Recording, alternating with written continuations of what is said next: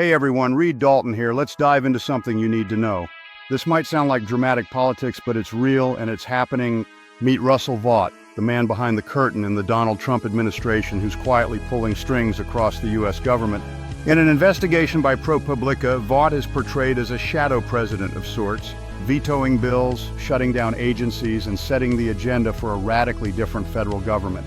For example, as on Feb 12 this year, despite a snow delay for most of government, Vought called in his staff as if nothing was happening.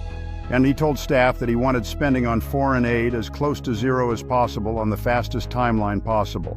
And as head of the Office of Management and Budget, OMB, he quietly froze billions in spending, paused agencies, and helped orchestrate mass layoffs during the government shutdown.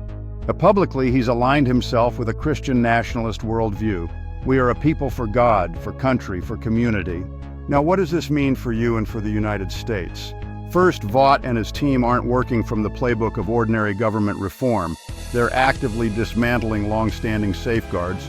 He's talked openly about making bureaucrats traumatically affected, meaning they wake up and dread coming to work. Second, while Trump grabs headlines, Vought is steering the ship in the dark. That includes rewriting which agencies get funded, who gets hired or fired, and what the federal government even looks like. Hill staffers, agency officials, even budget analysts say it now feels like they work for Vought and not the president.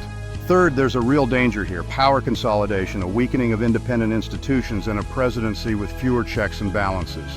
When one person or one office controls nearly everything, accountability vanishes. Critics argue this is a pathway to authoritarian rule. So here's the question you should be asking. If the American government is being reshaped by a single figure behind the scenes, what happens to democracy, transparency, and the rule of law? We're watching history unfold, and it's not just about Trump. It's about the system and who really holds the power. Stay sharp, stay curious, and don't believe the headlines until we headline them.